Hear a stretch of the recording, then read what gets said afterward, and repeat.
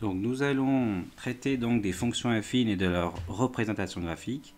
Ici vous avez donc trois fonctions affines représentées par les droites D1, D2, D3. Donc vous avez les fonctions f, g et h qui sont représentées par D1, D2 et D3. Et ici il s'agit donc de déterminer l'expression des fonctions affines suivantes.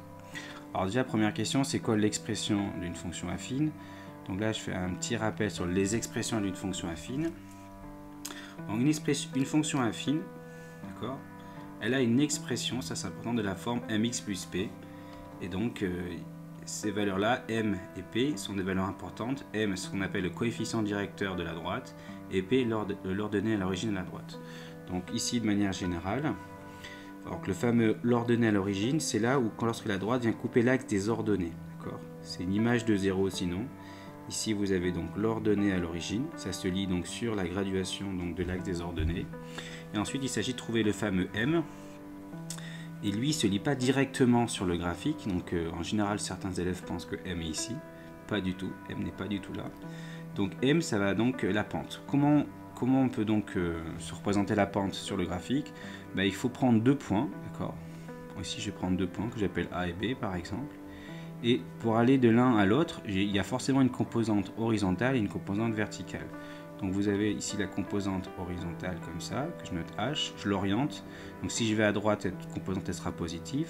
Si j'allais plutôt à gauche, elle serait négative. Et ici vous avez donc cette composante verticale, d'accord, qui est V. D'accord. Et ce qu'il faut retenir, c'est que le coefficient directeur, donc la pente, donc, on va le calculer ainsi, donc c'est le rapport entre la composante verticale sur la composante horizontale. Et ce que je dis pour retenir donc cette petite formule, c'est que souvent on inverse la composante horizontale, on la met en haut, et la composante verticale on la met en bas, pour pas se tromper. Donc moi j'imagine un petit bonhomme, comme ça, avec ses petites chaussures, et qui crie youpi. D'accord, je lui fais un petit chapeau, je lui fais des petites mains, une petite boucle de ceinture, voilà, et surtout il crie youpi. Et ce qui est important, c'est que peu importe les composantes que vous prenez pour aller de A à B, ça marche. Si par exemple, si vous voyez, si là j'avais choisi d'aller plutôt dans cette direction-là, ici vous avez une composante horizontale qui est négative, et là vous avez une composante verticale qui est négative, et vous avez donc V sur H, deux composantes négatives, va donner donc un résultat positif. D'accord, puisqu'on fait le rapport de deux nombres négatifs. Donc, par exemple, ici, ça ne change rien. Donc, vous prenez ce chemin-là ou le chemin que j'avais fait en premier, ça ne change rien, le rapport est le même. Donc, ici, on va donc traiter la question pour l'expression donc de f qui est représentée par la droite D1. D'accord, on va procéder par D1. Donc, on va chercher des valeurs de m et p. D'accord, ça c'est important. C'est combien vaut m et combien vaut p. C'est le but de la question. On ne cherche pas la valeur de x, hein, on cherche la valeur de combien vaut m et combien vaut p. Donc on commence par p, c'est plus simple, on commence par p, puisque la droite D1 est ici, c'est l'image de 0, d'accord. C'est là où la droite va couper l'axe des ordonnées. Donc là on voit que ça coupe en 3, donc p vaut 3, donc f de 0 ça vaut 3, d'accord, donc p vaut 3. D'accord. Ensuite, pour le coefficient directeur, on note m. C'est donc la pente. Je me donne deux points de la droite, pas n'importe lesquels, puisque si je prenais lui par exemple, c'est pas très intéressant. Donc je vais prendre plutôt là où ça passe sur des croisements de carreaux. Donc ici par exemple, je peux prendre lui, je pourrais prendre lui, je peux prendre lui également, c'est possible, je peux prendre lui. Mais il m'en faut que deux. Là, je vous ai montré 4 points, mais deux suffisent. Donc je vais pas prendre lui, je vais par exemple prendre lui et je vais pas prendre lui. Voilà. Et de là, je vais regarder les composantes horizontales et verticales pour aller d'un point à un autre. Alors je vais partir de celui qui est plus à gauche pour aller celui qui est plus à droite. Donc là je vois que pour aller donc, je vais horizontalement, je vais me déplacer donc de 1, 2, 3, 4 carreaux. Comme je vais à droite, c'est positif. Et pour aller de lui, je vais me placer de 2 carreaux. Vertical, c'est donc 2. Parce que je vais vers le haut, c'est plus 2 ou 2. Donc au final, je fais V sur H. Donc mon V vaut 2 et mon 4 c'est H, ça c'est V, ça c'est la valeur de H, et en simplifiant ça fait un demi ou ça fait 0,5. D'accord? Autrement dit, moi je préfère garder la valeur sous forme d'une fraction, je préfère garder m égale 1,5, mais ici je peux très bien mettre 0,5. Je vais vous montrer que c'est la même chose que si je change de composante, mais donc je ne fais pas dans cet ordre-là. Imaginons que je vais plutôt, donc celui qui est plus à droite. Ici ma composante horizontale, comme je vais à gauche, 1, 2, 3, 4, c'est moins 4. Comme je descends, ma composante verticale, elle est donc négative, donc je vais descendre de 2.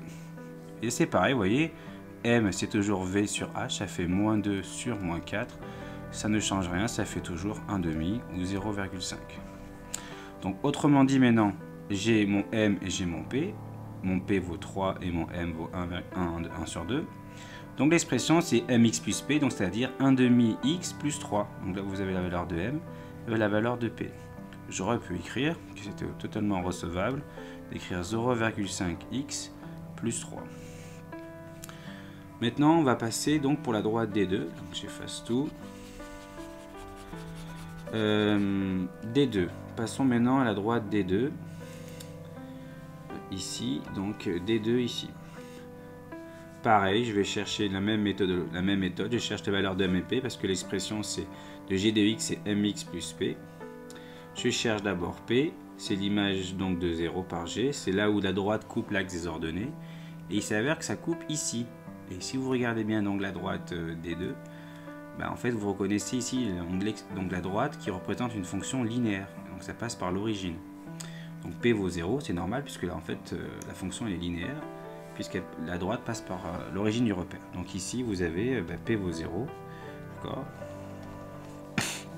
Ensuite on va s'intéresser à l'axe au coefficient directeur m, la pente, comme tout à l'heure. On va se donner 2 points de la droite qui passent par des croisements de carreaux. Et on va regarder quels sont les points possibles.